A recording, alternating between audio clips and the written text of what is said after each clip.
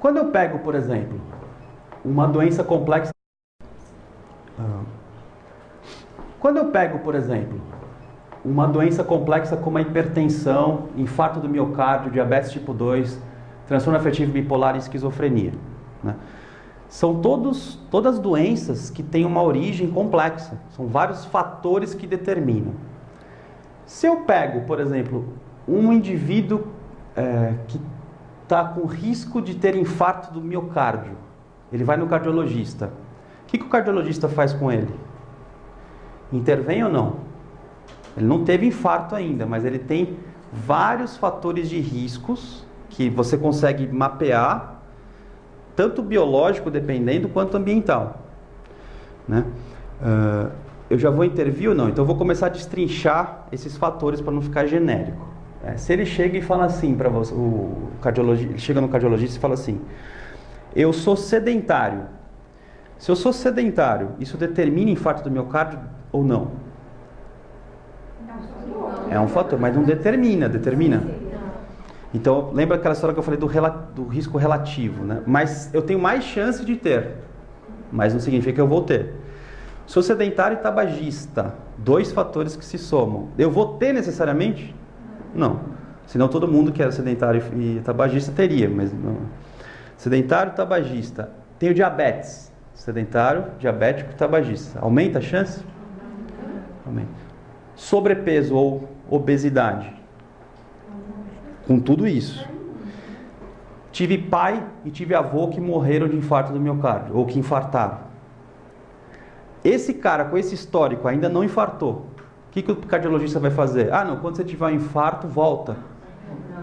Que ele já vai intervir.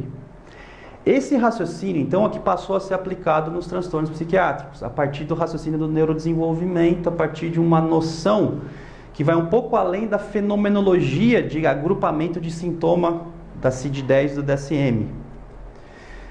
Por quê? Aí você começa a pensar o seguinte: cada fator desse que determina o infarto, por exemplo, sedentarismo, obesidade. Obesidade tem um fator genético, sabia?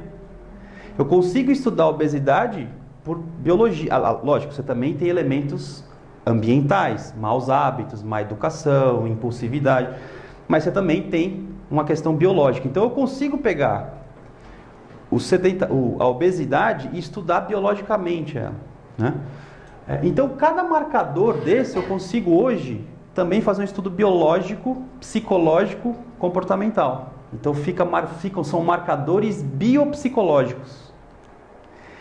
Quando eu vou para os transtornos psiquiátricos, eu já começo a verificar que antes de surgir uma depressão, antes de surgir um transtorno de pânico, antes de surgir um surto psicótico, psiquiátrico, eu também já tenho sinais biológicos e ambientais que eu já consigo mais ou menos supor se aquilo pode ser mais vulnerável ou não para ter doença. Né? Tá claro esse raciocínio? Então, nesse sentido, se eu pego uma criança que está apresentando uma série de comportamentos já alterados, mas ainda não é a doença, eu posso pensar em prevenção ou promoção? Eu devo fazer isso ou eu deixo ele com 15, 16 anos, 20 anos instalar o transtorno? Então isso aqui muda tudo, e é aqui que a terapia cognitiva comportamental, assim como as psicoterapias de modo geral, são importantes, às vezes até mais importantes do que a psiquiátrica, ou quase sempre. Por quê? Porque psiquiatra já tem um estigma maior, né? O psicólogo ele já vai conseguir ali, driblando preconceito. Eu posso ir lá numa escola falar de saúde mental, não de doença mental.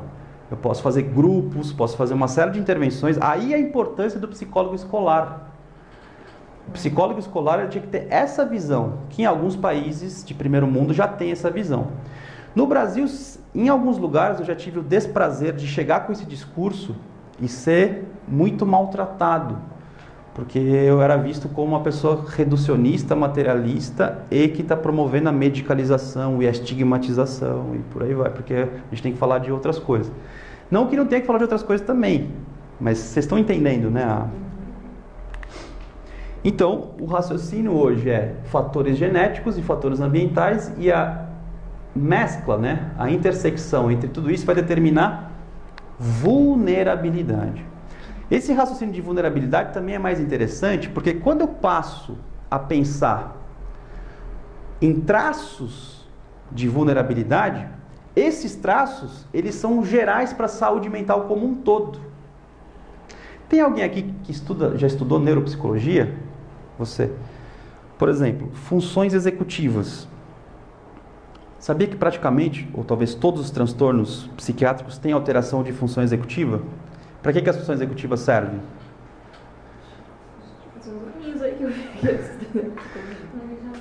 Planeja. Por que você se planeja? E no fim das contas você vai se adaptar. Você vai se adaptar a algo, seja um objetivo, seja o ambiente. Então você precisa integrar tudo isso e se adaptar.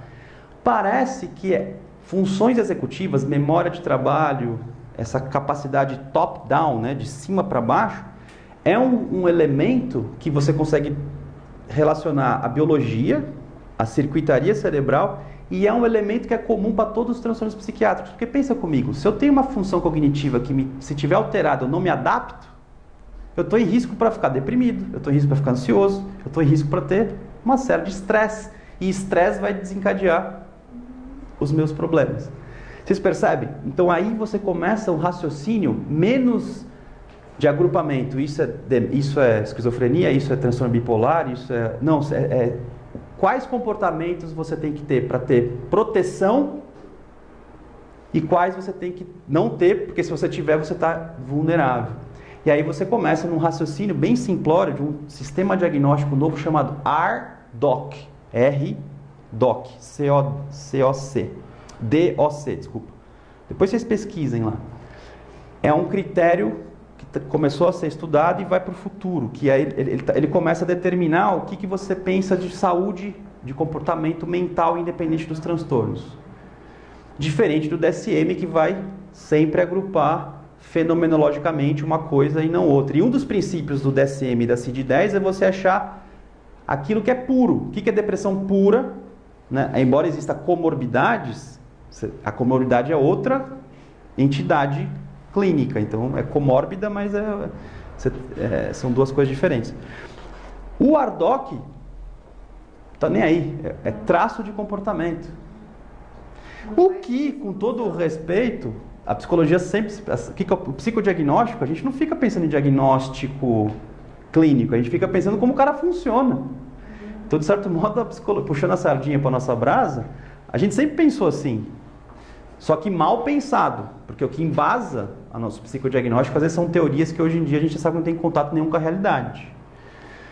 Quando a gente começa um raciocínio mais de ciência e evidência, você pode aplicar esse raciocínio mais amplo, mas com capacidade e ciência maior, né? com abrangência maior, né? Para além de...